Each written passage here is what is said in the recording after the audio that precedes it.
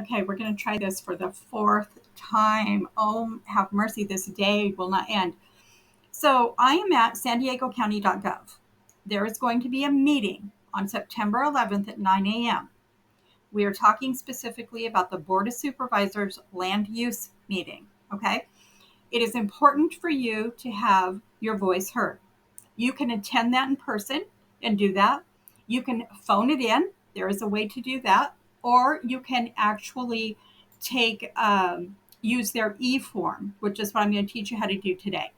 If you want to call in your comments, here's where I am. Board of Supervisors meeting agendas, right? September 11th, Board of Supervisors land use. Come down here, comment on an agenda item. Again, attend in person. Let me show you where that is in case you want to go in person.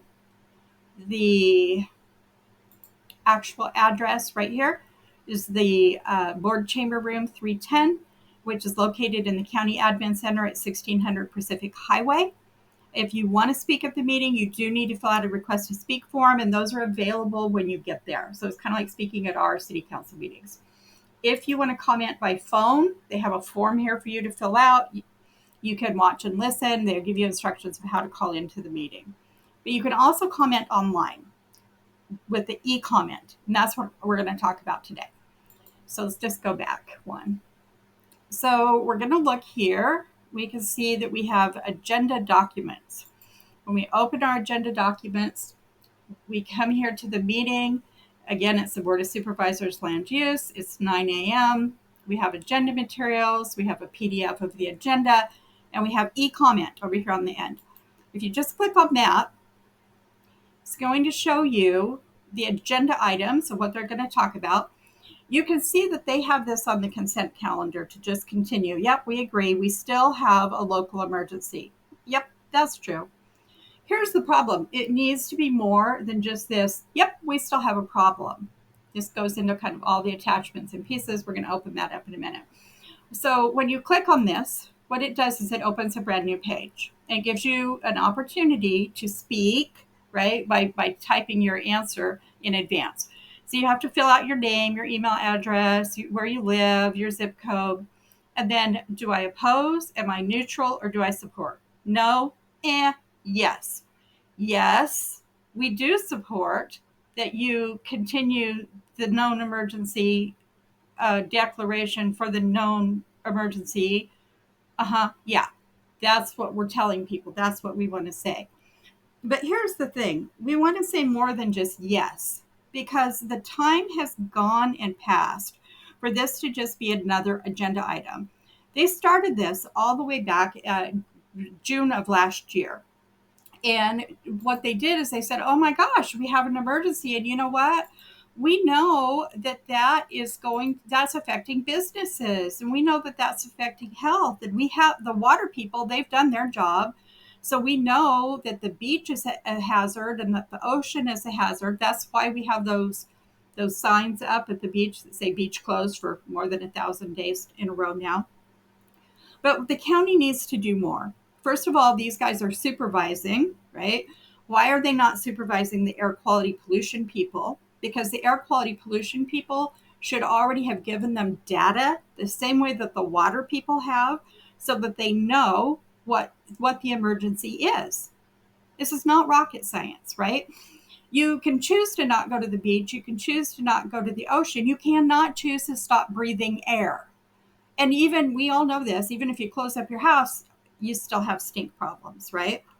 So some of the items that we're asking for, that we want them to know about, is we want them to be distributing the appropriate air filters and purifiers to all residents in the affected area. Not just stupid lottery that they did, to all of the residents in the area. And focusing first and foremost on people who have, autoimmune issues, people that are elderly, families with young children. We know that air quality affects children in a different way and faster than it does adults because of the way that they breathe and because they don't have their full filter developed in their nose and nasal cavity yet, right? We want them to take the health measures to ensure that our students, teachers, and staff are safe. right? All of a sudden today there's, some school closures saying, hey, wait, if it's stinky, don't go outside because now we know it's dangerous. Again, the air quality people have failed. And the supervisors of the county, where have they been in supervising the air people? We want them to take necessary health measures to ensure that the students are safe and well. We also want fully calibrated instruments for accurate particle and gas monitoring. We don't want the little nonsense things that they've been using. They need to have the professional equipment for the emergency, for what is really happening out there. So they need to have fully calibrated instruments. I'm going to put these words in the comments to what I post, so don't worry, you don't have to try and remember them or write them down. And we also want them to get some advisory signs out, especially in the river valley where people run, walk their dogs, etc. Basically, it would be the same kind of signage that you see at the ocean, but instead of saying, hey, stay out of the water, it's toxic, saying, hey, be aware, there is toxic gas out here. Because here's what's happened. This has reached an emergency level, and it is ridiculous that it is just a consent item where it's just, oh, yeah, still got an emergency. We know that. Yep, we sure do. Oh, yeah, you know what? We knew. I mean, just scrolling down so you can see it. We know that it's affecting businesses. Yep, still doing that. So, okay. It's ridiculous. It is past the time for people to just be going, yep, well, we had a meeting. Yep, we agree it's still an emergency. What they need to be doing is saying, hey, we need more data. We need it immediately. We need to treat the emergency like an emergency because you can't just stop breathing the air. And if they had already done all of this like a year ago, it would have a much bigger impact on having somebody like Newsom do his job and declare the emergency. Does that make sense? So it's going to be on this Wednesday, the 11th. It's going to be at 9 a.m. If you can go in person, great. If you have time to call, great. Hearing people's voices, seeing people's faces always goes a long way. But there's absolutely nothing wrong with you using the E option, okay? Because that way you still get to have your voice heard, and that's important. So one more time, where we are is on the meeting agendas. We click on the view agenda calendar. We see the Board of Supervisors, land use, 9/11, this Wednesday at 9 a.m.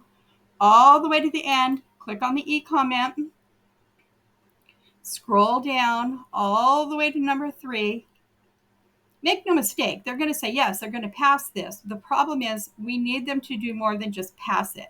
It's not just an agenda item. There are things they need to be doing. They need to be treating it like an active emergency. I hope that makes good sense.